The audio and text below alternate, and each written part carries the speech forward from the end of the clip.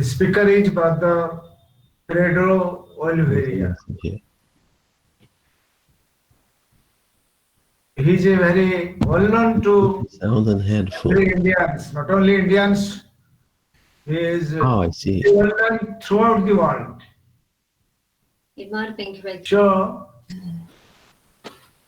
let me introduce Brother Pedro to you.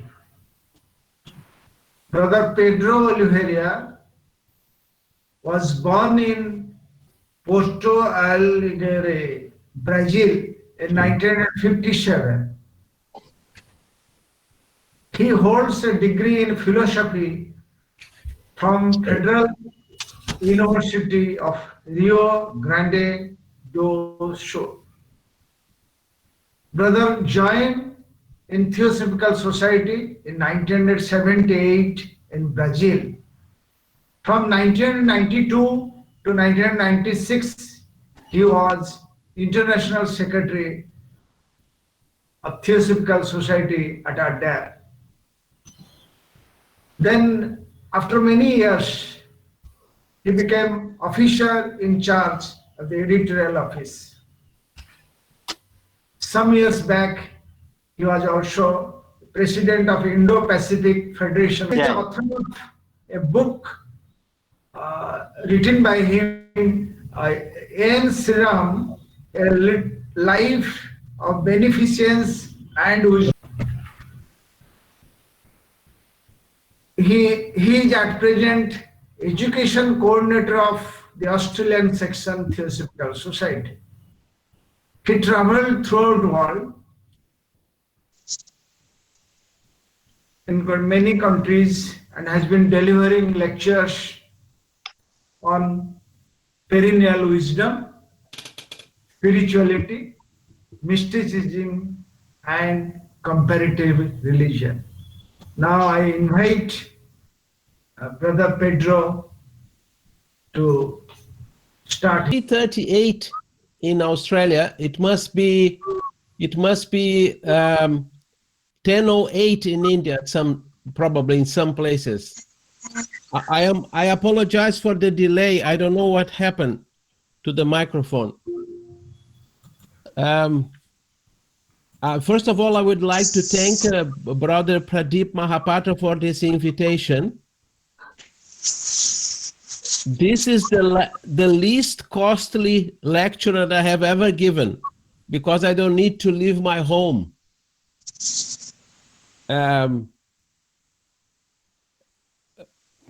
I would like to start by saying that those of you who have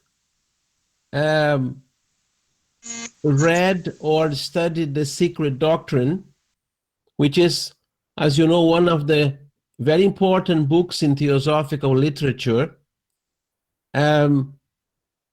you will remember that Madame Blavatsky stated in the Secret Doctrine that the position of the human race, the humanity in the process of evolution is a very important one. She says that humanity is one of the 10 creative hierarchies in existence, in life, in evolution, and therefore the process of evolution depends on humanity taking responsibility for its own actions. When it doesn't take responsibility, every other aspect of the stream of evolution suffers. And we have seen this happening before our very eyes. There are still people in this world who deny the effects of climate change. Now, this is not a talk about climate change. I'm just trying to give you examples. But it is undeniable that human action has affected the planet in a very profound way. Several 100,000 of species, perhaps even some millions of species on Earth have been extinguished because of human action. Even in this country, in Australia, there have been countless wars,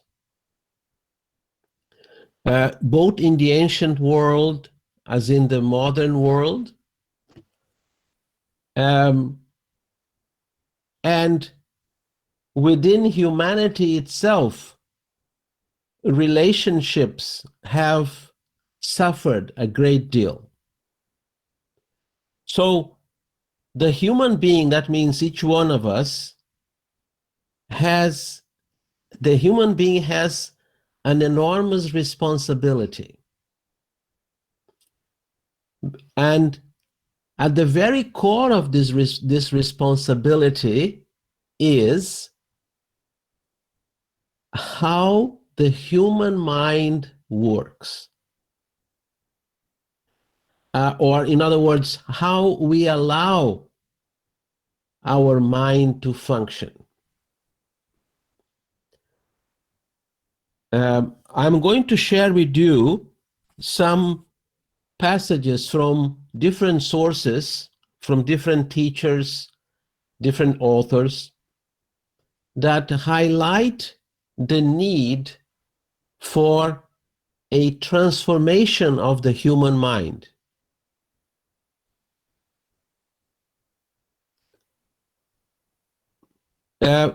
We had a very dedicated theosophist in Northern Ireland called Dr. Hugh Sherman. The TPH at ADR has a number of his books in catalog, but there is one book that is out of catalog. So I had suggested this in my short talk in Benares during the convention. I would like to renew this suggestion. There is a book by him which has been out of print for quite some time called Modern Theosophy. And in this book, he says, in a very perceptive way, and what he says in his own words is very similar to what Brother Sri Ram said, that he said that the word theosophy can be understood in two different meanings. He said, at one level, theosophy, not at one level, at the fundamental level, theosophy is wisdom. In other words, it's not a teaching, a doctrine, an explanation, a chart of human evolution, natural evolution, cosmic evolution. He says, the word literally means divine wisdom. So it is not an ideology, it's not a school of philosophy, it's not a darshana, if you like. Madame Blavatsky, by the way, she said that in India there are 6 darshanas, but the 7th is Gupta Vidya. That means that wisdom, that is that hidden wisdom that the mind cannot easily access. So Dr. Sherman continued that at this fundamental level, transcendental level, theosophy is wisdom. And wisdom cannot be defined. Why? Because the nature of wisdom lies in a dimension beyond the mind, where definitions take place.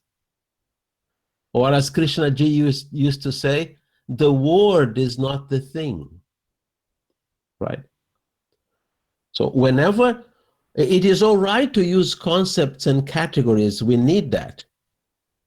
But we also need to recognize that there is something so profound that the mind cannot define The mind cannot even reach it. And that is theosophy at its essential level. At a secondary level, he said, theosophy is ancient wisdom, a body of teachings expressed in books, articles, pamphlets, booklets, nowadays websites, blogs, and so on. And this categorization of Dr. Hugh Sherman is very important because we can all be familiar with theosophical teachings without reaching the real meaning of theosophy. And Dr. Besson very eloquently said that the theosophical life has to be a life of service. And that was not an ideological statement. She said, we are helped. Our lives depend on help that we receive from many sources in existence. The food we eat, the clothes we wear, the materials that build our house, the hospitals, the doctors, the nurses, today like never before, perhaps. So we receive, she said, we receive so much, and if we don't try to give back, she said, we become like thieves that just receive, get, and don't return it in service. So she also said this in a graduation ceremony of Indian students, and she said that India would only experience a complete regeneration when those who have been educated with the sacrifice of millions who didn't get education, those who have received education, they have to return that education as selfless service. In other words, if we obtain the gift of knowledge, academic knowledge, we cannot say, oh, I don't owe anything to anybody because I have paid for my degree. Dr. Besson said, that's not true, because many didn't have access to this gift of knowledge. So this is an important point. And what we are going to see here is how these different authors and teachers, how they found and they share with others this need for the human mind to be transformed. Radhaji used to say, she actually wrote that in an editorial, and you will find this in the book, The World Around Us, which was very well edited by Professor Shinde at Adyar. In one of her editorials, she said that when theosophy becomes just a set of ideas, it ceases to be a light. It becomes another form of ideology. So let us continue. And the first quote comes from Jalaluddin Rumi, one of the greatest mystical poets of all time. He wrote in his book Masnavi, O man of double vision, hearken with attention. Seek a cure for your defective sight by listening. I'll repeat. O man of double vision, hearken with attention. Seek a cure for your defective sight by listening. By double vision, he means someone who is stuck in duality, which means all of us. A man or a human being of double vision, duality. There is me, and then there are others, and nothing bridges this gap between me and others. And then he says, hearken with attention. A number of these teachers and mystics, they when they write something, sometimes they repeat this expression, listen, pay attention, because what they are going to say is very important. He said, hearken with attention. Seek a cure for your defective sight by listening. What causes this defective perception is the lack of listening. And listening has different levels. It has been said, it was reported as an accurate fact that during the tsunami that hit Southeast Asia in 2004, some elephants in Thailand who had tourists on their back. I personally don't approve of this kind of tourism that exploits elephants, but these tourists were on the elephant's back, and when the tsunami was about to hit, these elephants stopped, and they paused their movement, and they were very attentive, and suddenly they ran for the hills, and they saved a number of lives. Because when the tsunami hit, it was a calamity, a catastrophe. So animals have this capacity. They pay attention. Probably in terms of evolution, they had to learn to do that in order to survive, because predators are there.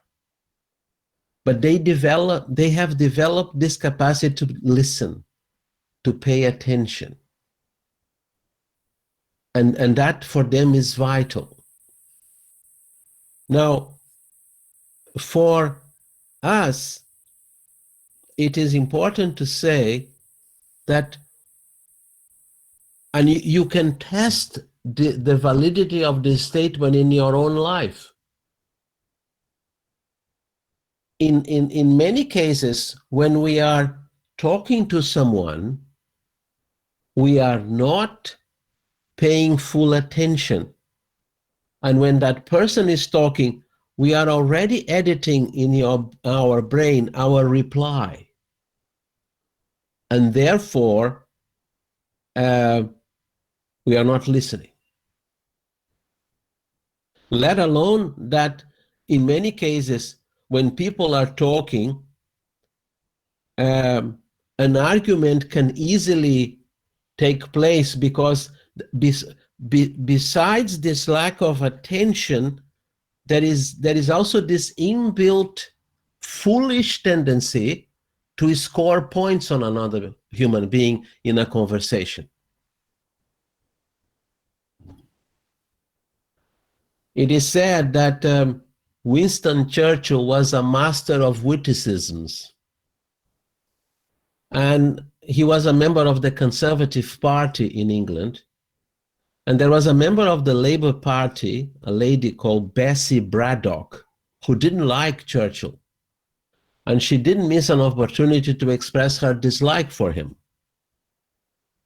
So on one occasion in Parliament, she said, "Winston, I am mad at you, and if I were your wife, I would put poison in your coffee." And Winston Churchill said, "And I would drink it." Of course, his exit out of that conflagration was through humor. But this happens in many times. If you really listen to someone, there is no need for argument. Why? Because if you don't agree with the argument of that person, you don't need to try to convince that person of your own argument. If you don't agree, as the old saying says, just agree to disagree. Right? So this is just one aspect of listening. Another aspect is it possible for us to listen to our own emotions, to our own thoughts, to our own tendency to dwell in the past. This is also there, very much so, isn't it? This is what Mr. Krishnamurti called the chattering mind. The chattering mind, even if we are not talking about things, the chattering mind goes on all the time, and it prevents us from listening. I would like to move on. In one of the Upanishads, I somehow couldn't locate which Upanishad it is, but I'm sure a number of you know. The question was asked, how can the self be known? By the word self is meant Atma. How can the true self be known? And the answer was Shravana Manana Nididhyasana. By listening, reflecting, meditating. So it is a process, right? You cannot jump to the last stage. Perhaps very few people can, but you have to start with listening. Why? Because listening creates order in the mind. Listening, stop the chattering, the useless chattering that we fill our minds with, and creates this space of observation, of sensitivity. Certain people, great sages, lived in that state, like Siddharmana Maharshi. He didn't have much need to speak. So, Shravana is translated as listening. Manana is translated as reflection. Now, reflection doesn't mean to juxtapose thoughts and ideas. Reflection, it has been suggested, is the capacity to look at something from different angles, from different points of view. That is manana. It also purifies the mind. It turns the mind, it makes the mind more responsive to the truth of things. And the real reflection, which is manana, is not personal. When we turn reflection into a personal exercise, it's not reflection. We are just, once again, indulging in self-centeredness. So reflection is the capacity. First, it starts with listening, then it moves on to this capacity to reflect, to ponder, right? For example, there are some statements in the theosophical literature that could be pondered for many years, if not for a lifetime. One of them is in the book Light on the Path, very well known.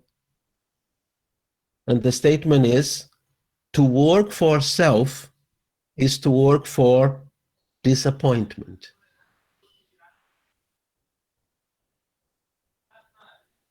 And disappointment because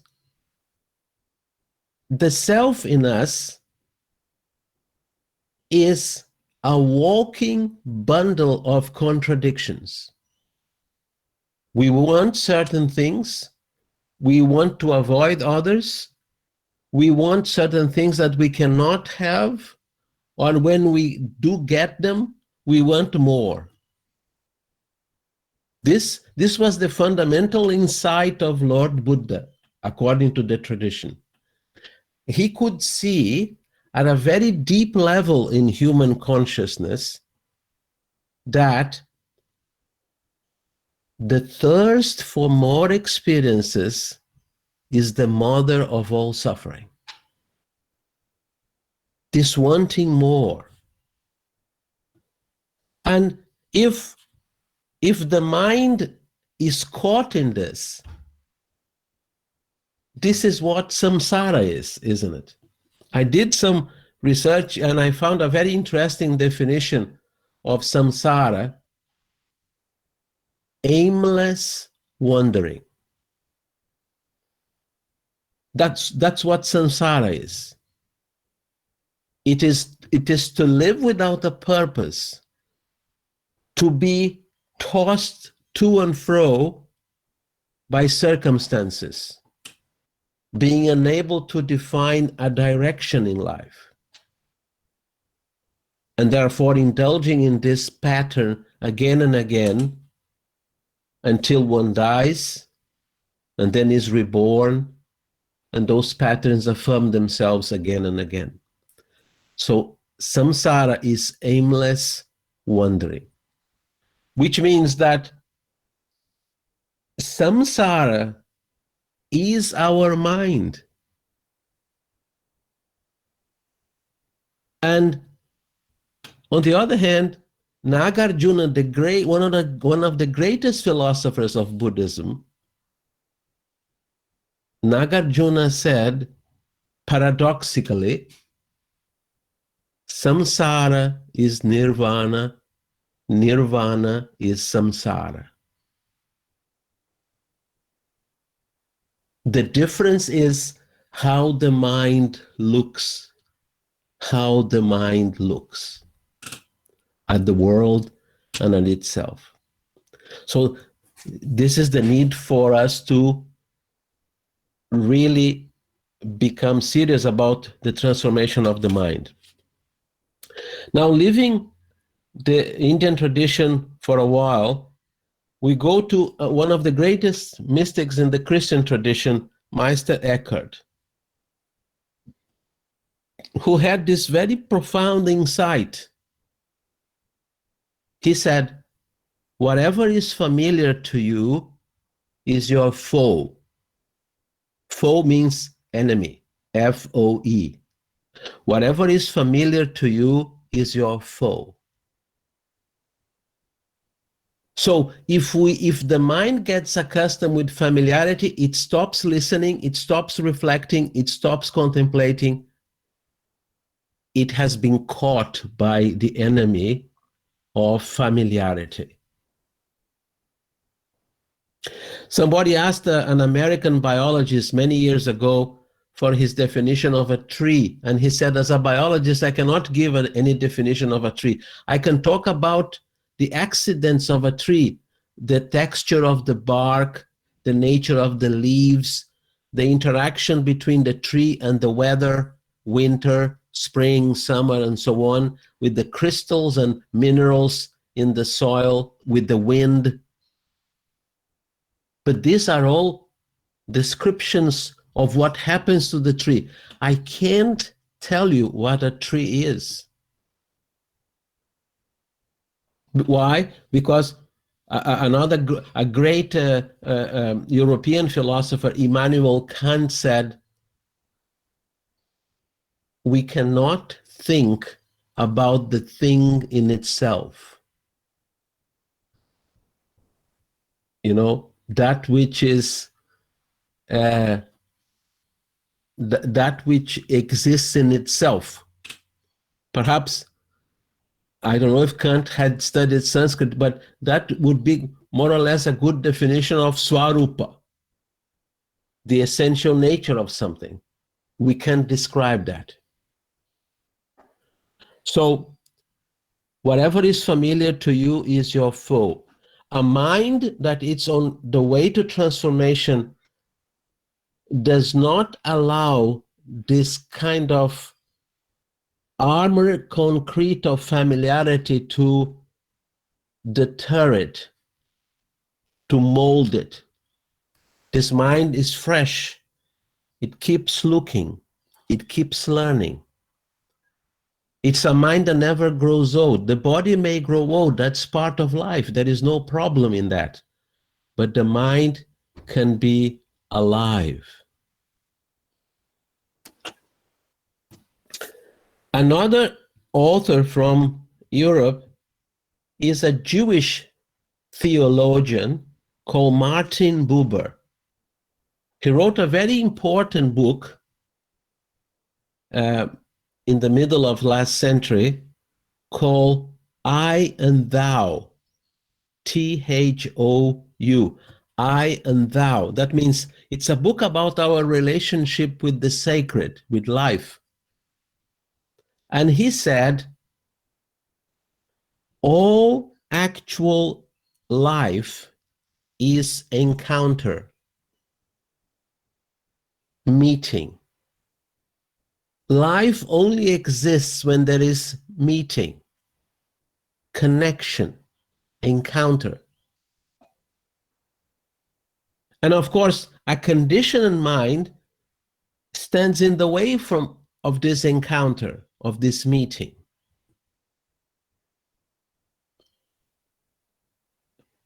Other authors have said that life can only happen in the present. It cannot happen in the past. Some of us would like to edit our past. We can't do that. Life doesn't happen in the future, which doesn't exist from all practical purposes. Life only happens in the present moment. And he said, all actual life is encounter. To come back to the example of the tree, this tree can only remain alive if it is encountering or meeting the elements, the wind, the sun, the minerals, and so on. And at the same time, this tree becomes home for many, many insects and other creatures like birds and so on. Geoffrey Barborka was a very profound student of the secret doctrine. And in his book, The Divine Plan, which is in print in the Theosophical Publishing House at Adyar, he said that one of the cardinal rules of existence and of evolution is that each being lives within the consciousness of another being. We have countless numbers of bacteria and other organisms within our body for which it's important for us to exist. And we live our lives within the body and the consciousness of Mother Earth. But in many occasions, we are not very kind to our Mother Earth, right? So much so that some biologists have said that in certain places of Earth, the destruction has reached a point near irreversibility because of human action. Well, we'll continue. I mentioned Sri Ramana Maharshi before, and in his beautiful booklet, Who Am I? He says, when one persistently inquires into the nature of the mind will end, leaving the self as the residue. The self is Atma.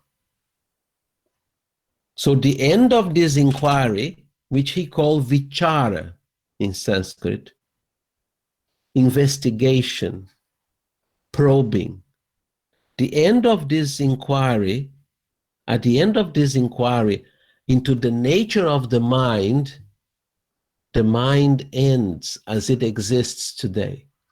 That means as conditioning, suspicion, anger, in some cases even hatred, fear. All this inquiry suggested by Sri Ramana Maharshi ends all that. And the residue of the inquiry, what remains, is Atma. So this is the complete transformation, in his own words. Some people have expressed shocked with the statement that the mind will end, saying that, do I become mindless? Of course, I don't have the permission of Sri Ramana Maharshi to say that, but we are mindless now by insisting on a life of self-centeredness and selfishness, which is so unnatural, so conflicted.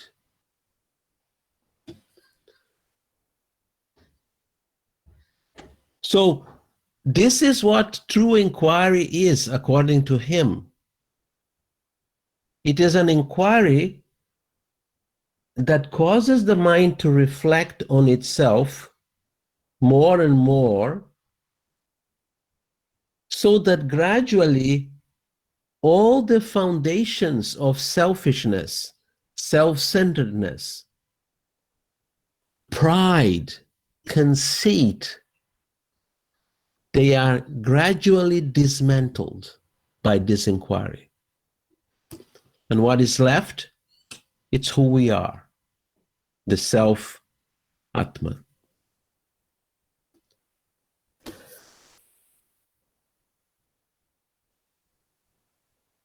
Once, Dr. Renee Weber, a very distinguished American theosophist, had an interview with Krishnamurti, and she said to him, many people find your teachings very hard to implement.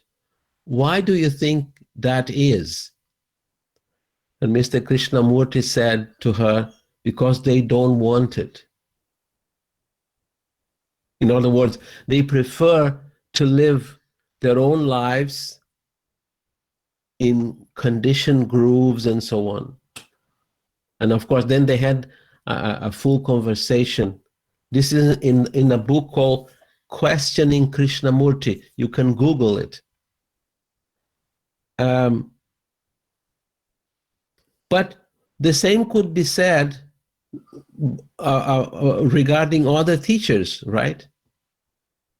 There are many people in the world who claim to be Christians, but if you would ask them, are you really living according to the precept that Jesus put forward, love thy neighbor as thyself? That would be a tough one. Some people will say, well, perhaps he didn't mean that specifically, that was just notional. And if you go to the gospel, he meant it. There is a story in the gospel which is very emblematic of the world today. A young man came to Jesus and said, show me the way to eternal life. And Jesus said to him, observe the commandments. And this young man said, oh, I have observed the commandments since I was a child. Show me the way to eternal life. So then Jesus looked at him and said, go, sell everything you have, distribute it to the poor, and then come and follow me. And the text of the gospel says that the young man went away sorrowful because he had many properties, many belongings. So it is one thing to pay superficial allegiance to this kind of teachings without recognizing that the real teachers, they mean business. They don't come into this world to pat us in the back, to give us a kind of a pastime. They come for transformation.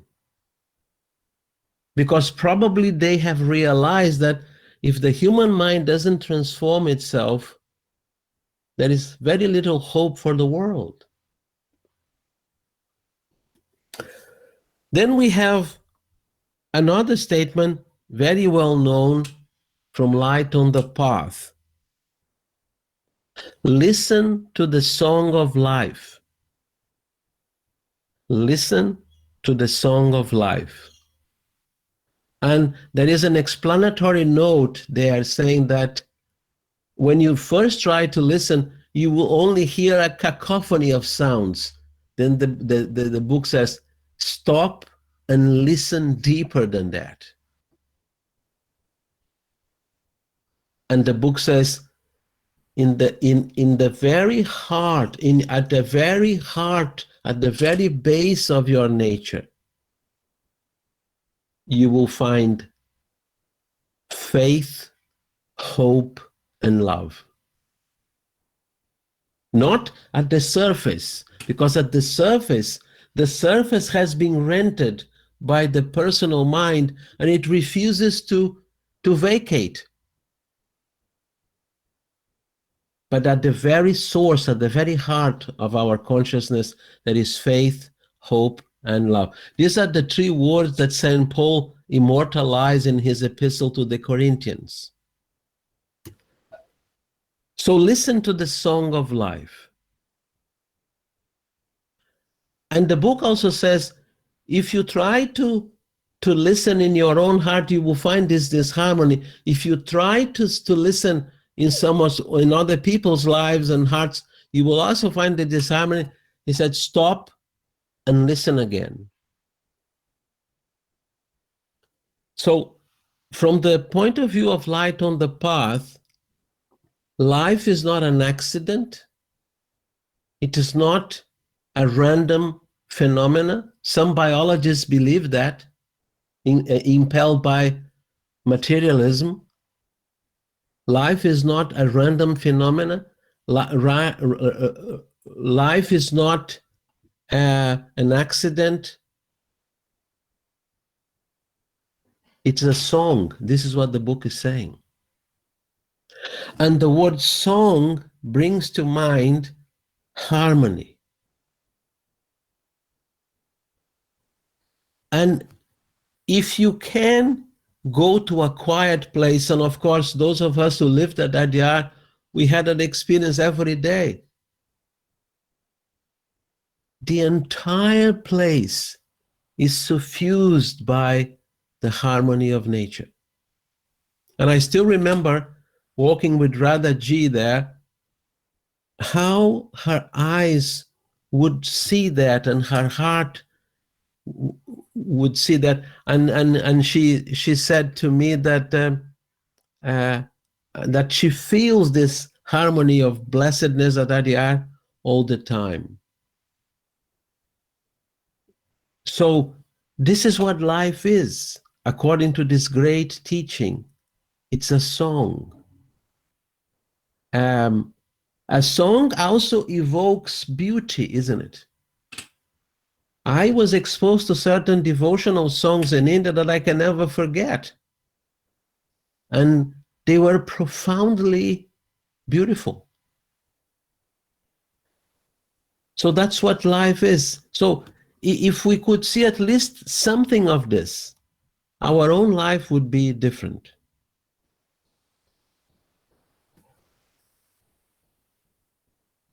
And finally, you know, St. Paul is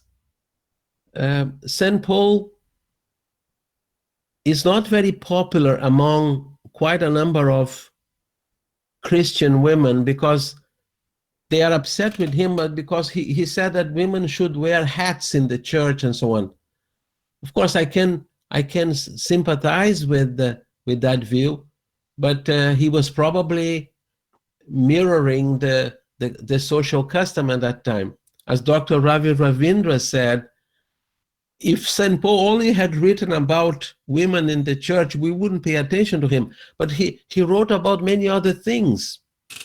And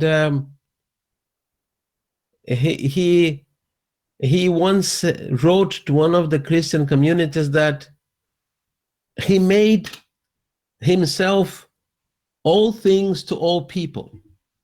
He could mingle with Gentiles, with the Jews, with the Greek, with the Romans, and he said that he did that because he wanted to take the teachings of Christ with him.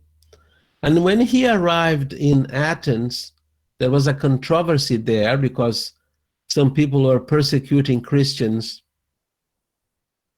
He gave a speech and he said, "Why are you persecuting these Christians who worship a God that you don't know when you have here in Athens a temple dedicated to the unknown God?" Which is true, that there was such a temple in Athens at that time. So he was a very great man, and he experienced complete transformation. And excuse me.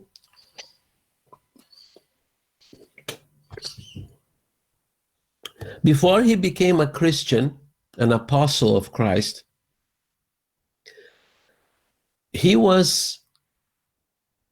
his job was to locate Christians, arrest them, and send them to the governor of Palestine at that time.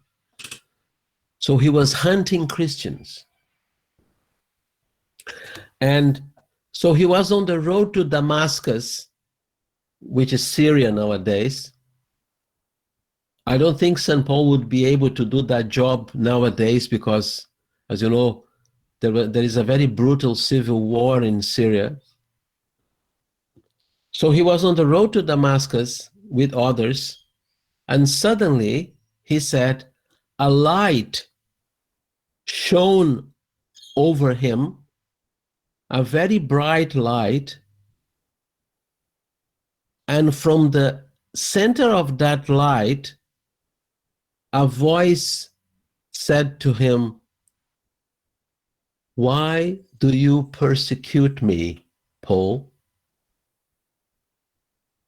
Now, mind you, this man was not for Christianity at all. He was arresting and hunting Christians. When that voice said that to him, without hesitation, he said, "Is that you, Lord?" So he knew that that voice who spoke to him was Christ himself. And then the light went away. The scripture says that he was blind for 3 days. According to Madame Blavatsky, these are all symbolic representation of a very profound initiation. And whenever she refers to St. Paul in her writings, both in the Secret Doctrine or the Key to Theosophy or the collected writings, she calls him the Christian initiate. So he was blind. He was taken to the house of another Christian called Ananias, and he recovered there. And when he leaves the house, he's not Saul anymore, Saul of Tarsus, he is Paul. And he was completely transformed. And this is what he wrote to the Corinthians on chapter 15, verse 31st. He said, "I die daily. I die daily." This is very similar to what Sri Ramana Maharshi said. The mind has ended, only the self is left behind. So every day, in his practice, in his faith, in his devotions, he would die psychologically for all the accumulated experience. And he left behind a body of teachings that is very, very inspiring. And he said, in the epistle to the Corinthians, which I mentioned before, he said, now we know in part. Now we know in part, as if through a glass darkly. That's how our mind works, like a thick, dark glass, and not as a direct perception. Now I know in part, but then when the transformation comes, I will know as I am known by the divine, if you like. So I think all these teachers and poets and authors, they have highlighted the fact that unless the human mind transforms itself, the hope of a completely transformed world will be postponed. But if the mind can start this journey of self-transformation, then there is a great deal of hope. Just to finish with the words of St. Paul, and now there are these three: faith, hope, and love. But the greatest of this is love. Thank you.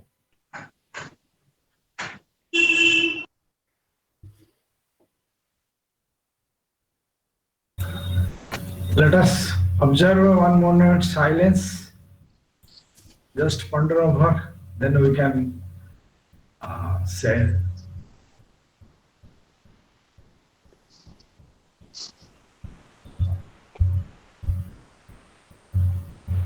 Sir, Thank you. Yes.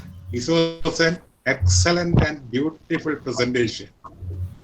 Listening to you is like swimming in the ocean of delight. Thank you very much. Thank you.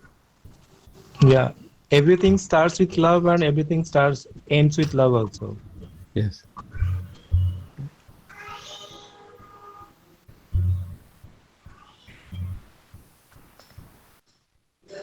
Hello, Brother Pedro. Professor Shinde, sir. Yeah, you mentioned Shravana, Manana, Nididhyasa. Very nice. I think in a different way, as far as theosophical perspective, same thing. But can it be like this? Shravana, listen to your physical body, the real needs of body, to lead a holistic life. So that's Shravana. Then Manana, listen to the mind body, that it needs silence for reflection. And then Nididhyasa, listen to the silence, deep silence within, the song of life. That is meditation that transfers our life, and that is what self-transformation. Can we think of light in the light of theosophy? These three, Shravana, Manana, Nididhyasa. Shravana is listening. We must practice listening to our needs of the physical body, giving right food for our leading the holistic life. Then Manana is more than that. We must begin to listen our thoughts and silencing them. That needs silence for reflection. And finally, Nididhyasa, as you mentioned, it is a deeper silence to listen to the song of life that transforms. That is what the thought came to me, just want to share with you. Thank you very much. Yes, I think these teachings, they are very vast, and they can be interpreted at progressively deeper levels. Yes. Yes, perhaps there may be the Shravana, Manana, and Nididhyasa at every level, as you have suggested. And yes, Radhaji once said that some people complained of lack of transformation in their lives or lack of inspiration. And she said that people who complain about lack of inspiration, it's because they go to the ocean and they just bring a little bucket. So if they can bring only a little bucket, whatever they can derive from this vast phenomenon of life, it's because of their own attitude. So yes, there are different ways of looking at this. Even Krishnamurti in 1000 Moon, he said to the Asit Chandmal that the human mind won't get matured up to age 40. And also, what I read, when Muhammad was about 40 himself, Muhammad is Qurana, the prophet, he began to receive revelation from the angel in the cave where he went to meditate, and that revelation at the age of 40. So that is what human mind won't get matured up to age 40. So Krishnamurti said, you enjoy up to 40 and then you must be so serious about the mind. Very good. Thank you. Good morning, Pedro. Hello, sir. Can I speak? Okay. It is audible to him. Do you like to add something, or we will going to close? Because it is No. now. Yes, please. I don't know if Brother Jinakaran wants to say something. Yes, Yes, yes. sir. Yes. I have read Krishnamurti saying maturity is not question of age. That is another statement I have read by Krishnamurti. Maturity is not a question of age. Then another question, you mentioned about Saint Paul and his teachings. At the feet of the master, at one or two places, his words are quoted. But his name is not mentioned in it as Saint Paul, but great master, great teacher, like that. Could you explain something about it, Pedroji? Yes, my own understanding of this is that the master who instructed Krishnaji, he wanted to he knew that Krishnaji was going to become very famous, and he wanted the book to be as universal as possible. And if he had included the name of St. Paul, people who are not Christians, they could feel put off by that. This is just my interpretation. So, and for example, the Shatsampati is clearly a discipline from Vedanta. He also didn't qualify that as Vedanta. So the text is very basic, clear, and non-denominational. And I think there was an intent there to reach a great deal of people. And this book has been in print. We have copies of this book in the Adia Library that are very small, isn't it, Professor Shinde? At the feet of the We master, have those. Yeah. very miniature copies. Yes. Yeah. We have those. Very good. I believe some of they are so small, they are probably designed for ants to read it.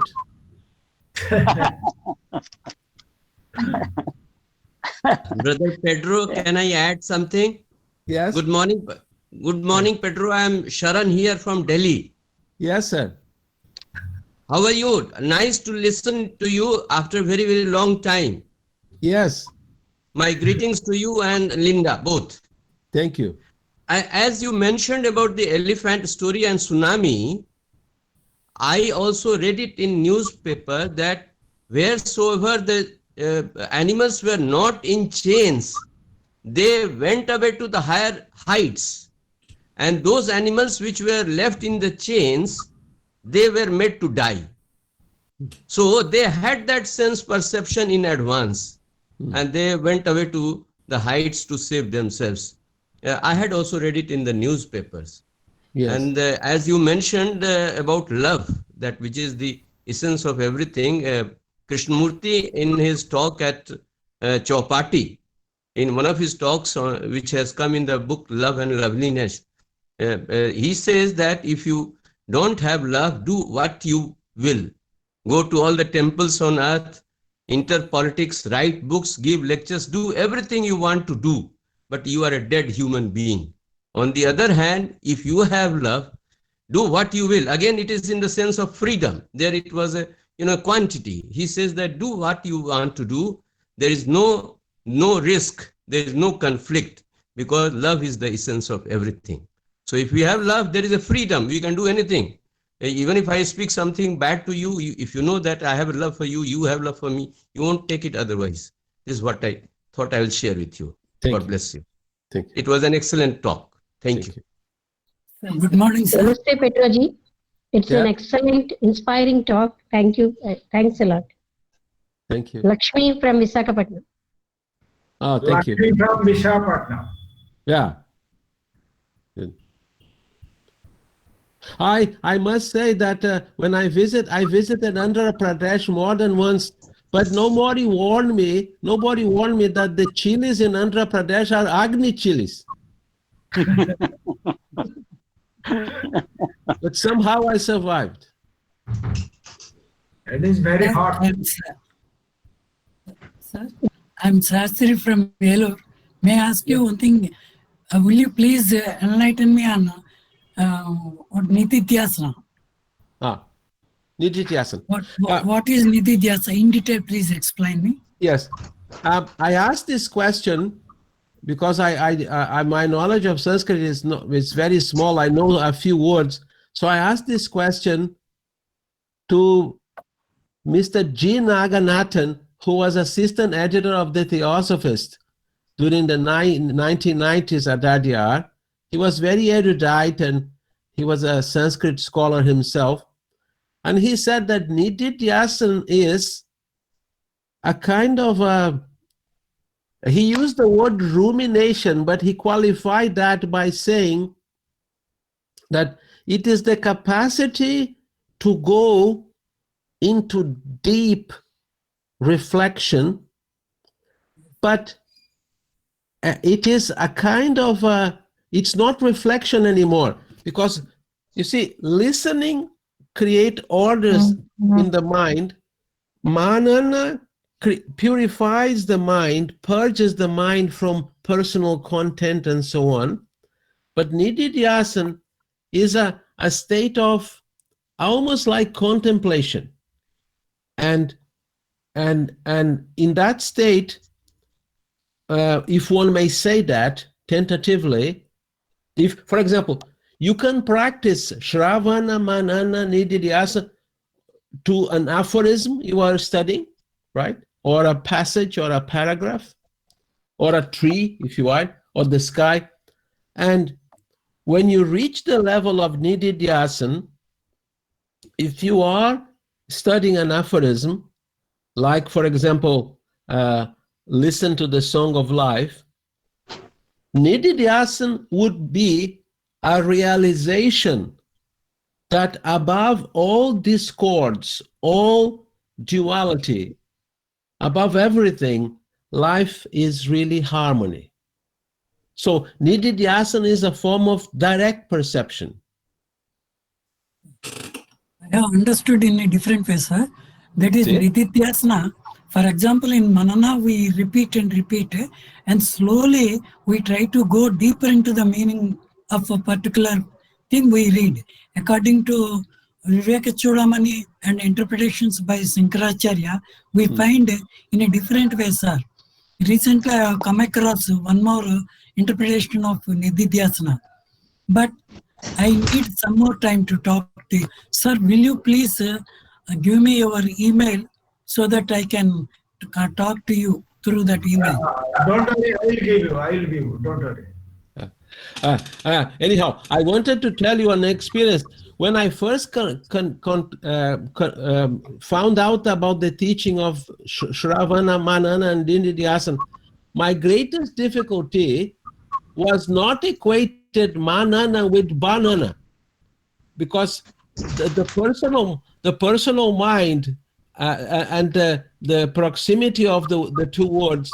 But anyhow, I am also grateful to, there was one of the pundits of Adyar Library who worked closely with Dr. Kunjun K.K. Raja. He helped me to locate the Upanishadic sources of this. But as I said, I'm not a scholar. I'm just sharing what I have understood. Thank you, sir.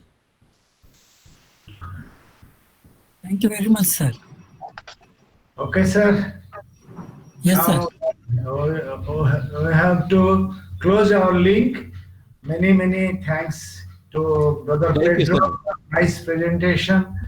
And with these words, I am going to close this link with the Yes. hope that whenever we will request you, you will again kindly enlighten us with your nice presentation. Thank you. With these words.